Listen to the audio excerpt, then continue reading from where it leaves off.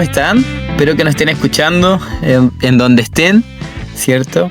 Desde sus teléfonos, dispositivos, desde su casa y esperando aprender algo nuevo sobre esta importante neurodivergencia, ¿cierto? Y aquí estamos en Educación AC con Cristina Salgado, ¿cierto? Y Alfonso Yungue nuevamente acompañándolos un capítulo más. Vamos en el segundo capítulo, finalmente pasamos al número 2, Alfonso. Así es. Pero vamos con todo, ¿cierto? Para poder hablar el día de hoy, Cristina, sobre cómo podemos desmontar principalmente los neuromitos, ¿cierto? Que existen hoy en día sobre las altas capacidades, ¿ya? Y como profe, la verdad que muchas veces pensé que un estudiante con altas capacidades tenía que tener un coeficiente intelectual alto. ¿Será tan así? ¿Qué tan alto? A ver. ¿Qué no sé, sobre 120, 130 dice. Ya, o sea, como que el estándar del CI podemos decir que es 100, pero que un estudiante o una persona con altas capacidades tenga que tener un coeficiente intelectual alto es un mito súper común. Este número es solo un número, es un indicador, pero no es el único. Hoy día sabemos que las altas capacidades, además de indicar dentro de esta prueba más cuantitativa, sí un número alto, ¿cierto? Sobre 120, 125, incluye otras áreas como la creatividad, la motivación, talentos específicos que no miden estas pruebas estandarizadas. Entonces Renzulli, por ejemplo, propone el modelo de los 3 anillos, ¿cierto? Que es que las altas capacidades convergen cuando tenemos la capacidad intelectual, la creatividad y por otro lado esta motivación o el compromiso con las tareas. Entonces podríamos decir que no significa tener un coeficiente intelectual alto siempre, ¿cierto? Sin tener altas capacidades. O sea, es mucho más que eso, ¿cierto? Porque sí está lo cuantitativo, como que hay que ponerle también rangos, y en temas de números sí hay un coeficiente intelectual de cierto número para arriba, ¿cierto? Normalmente se habla de altas capacidades sobre los 120. Entonces 130 sí tenemos a alguien con altas capacidades intelectuales, pero es mucho más que eso. Y la creatividad, los otros talentos no los miden estas pruebas de coeficiente intelectual. Entonces eso es algo que hay que tener súper claro, que no por tener un 6 alto uno va a tener necesariamente altas capacidades o no va a ser el único tipo de medición, ¿ya? También tenemos otro estándar cuantitativo, ¿cierto? De nuestros estudiantes, sobre todo en el colegio donde pensamos que siempre tienen que sacar buenas notas. Entonces, ¿todos los estudiantes con altas capacidades sacan buenas notas? No, de hecho hay muchos que les va súper mal en el colegio y es súper triste porque muchas veces se aburren o porque no están bien estimulados. Entonces bajan su atención, bajan su rendimiento, también a veces convergen las altas capacidades con otras neurodivergencias.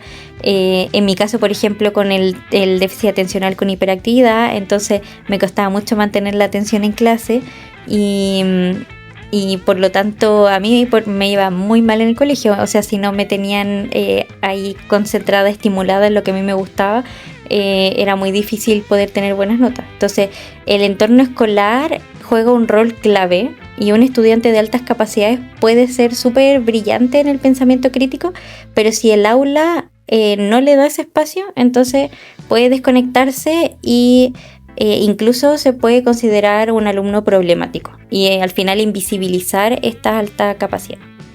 Increíble, ¿eh? La verdad que a veces igual yo pensaba que las altas capacidades eran solo estos estudiantes que le iba bien como en matemáticas o en lenguaje, esta asignatura dura o puentes que se les llama. ¿Será tan así o no? Mira, ese igual es otro mito porque son como las materias a las que más les dan vuelta igual en nuestro mismo currículum, para que andar con cosas, y la mayor cantidad de horas las tienen matemáticas, lenguaje, ¿cierto? Pero las altas capacidades pueden darse en muchos otros ámbitos, en música, en artes, deporte, liderazgo, resolución de problemas.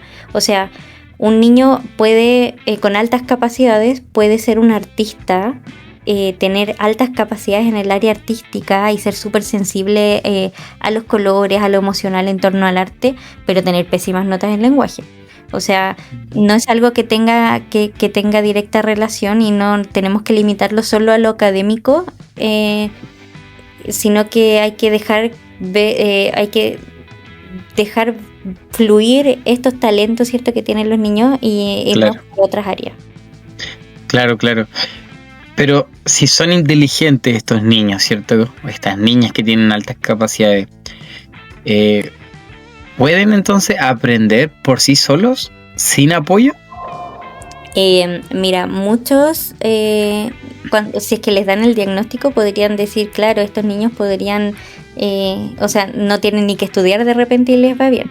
Pero ese es un tremendo error, porque los niños con altas capacidades, o sea, que tengan estas altas capacidades no significa que no necesiten apoyo pedagógico. De hecho, al contrario, requieren estrategias diferenciadas, tienen necesidades educativas especiales, necesitan enriquecimiento, incluso en algunos casos aceleración curricular, que aquí en Chile por el momento, a la fecha, entiendo que es hasta kinder en que uno puede hacer esa aceleración curricular. En otros países es distinto, en otros cursos, pero acá en Chile, si es que ya entró a básica y no se hizo la aceleración, ya no lo puede hacer más adelante.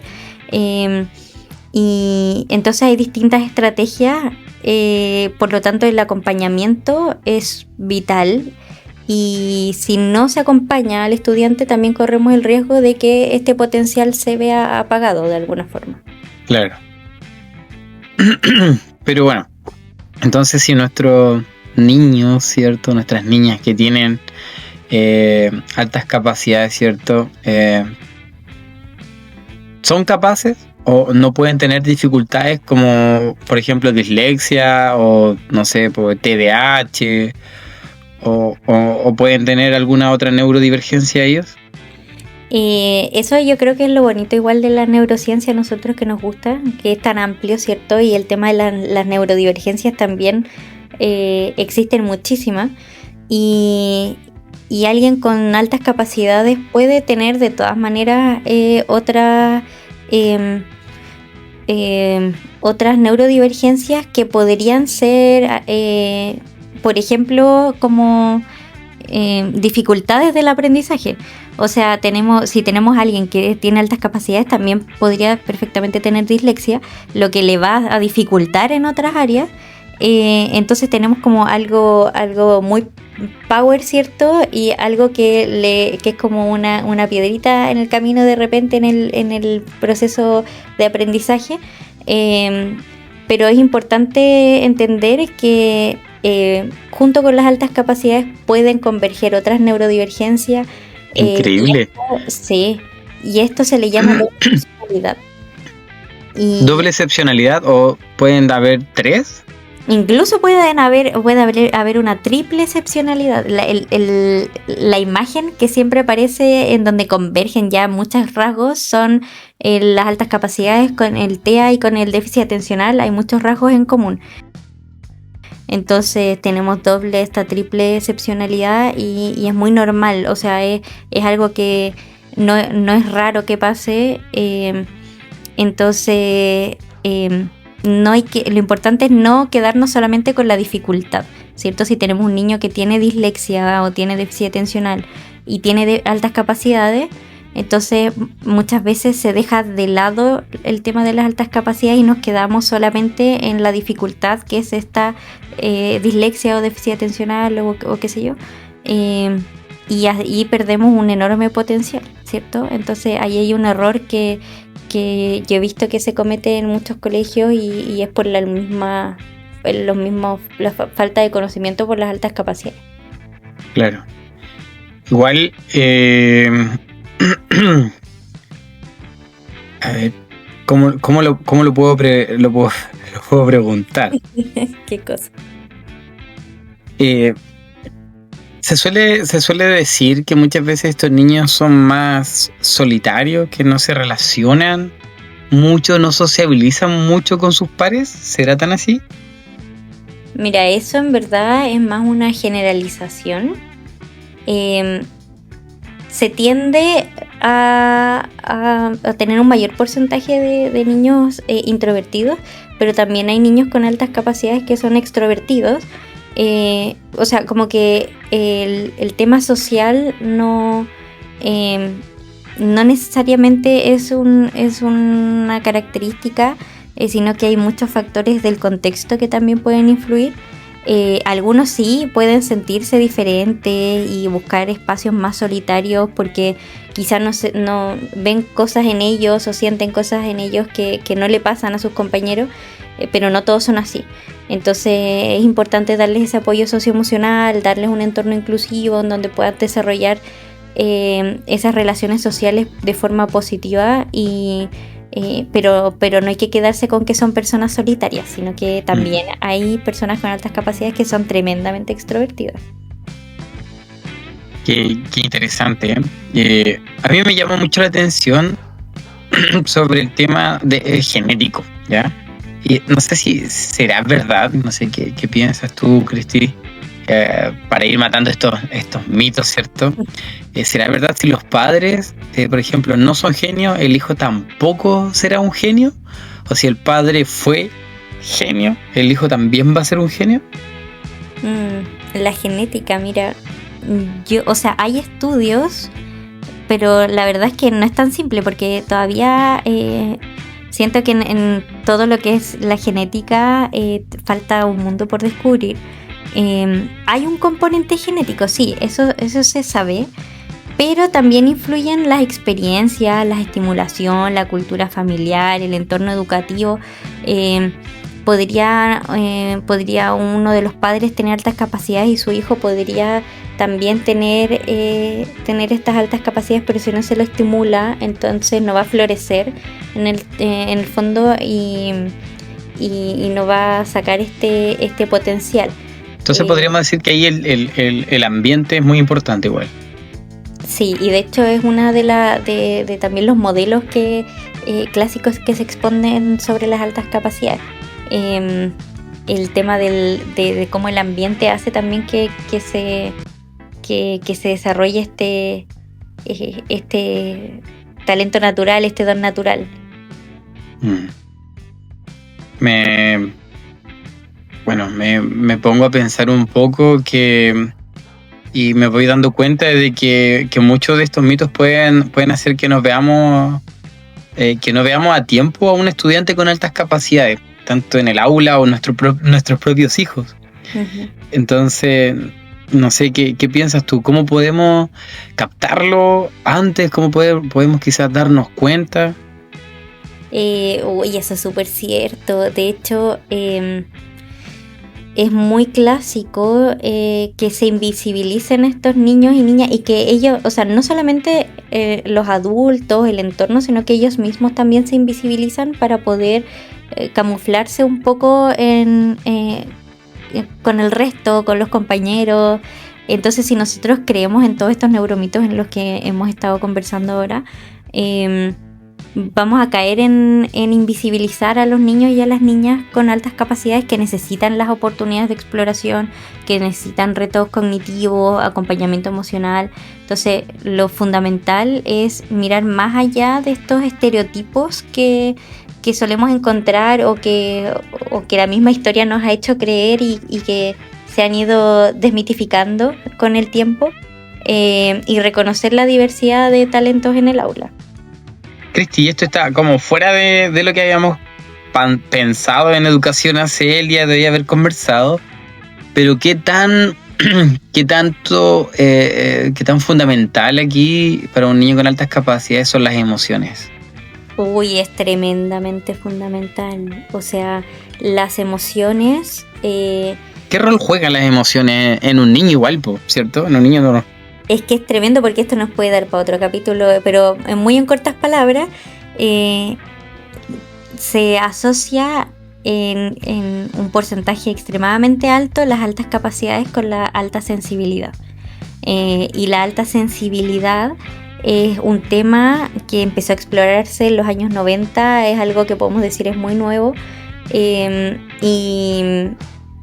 y que en el fondo es más allá de la sensibilidad emocional, también es sensorial, y lo sensorial también, o sea, van de la mano, algo como una textura que me puede producir una emoción, me puede producir incomodidad o me podría producir placer.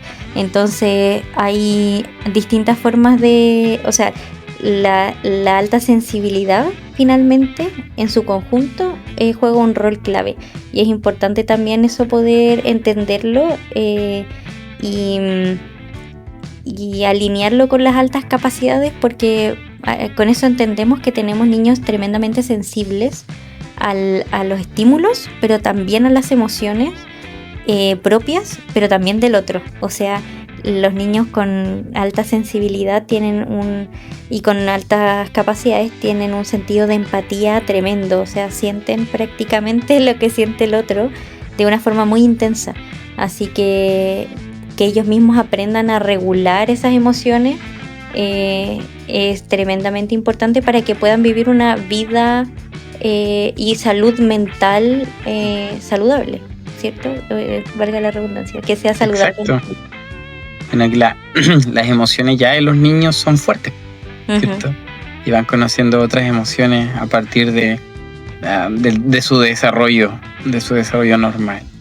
Increíble. Muchas gracias, Cristi. Muchas gracias a todos los que hoy día nos han escuchado en Educación AC. Bienvenidos a esta nueva podcast que tenemos para poder seguir alimentando nuestra cultura docente, ¿cierto? De cómo podemos ayudar a estos niños en el colegio, en nuestras aulas y en nuestras familias, en nuestro entorno también.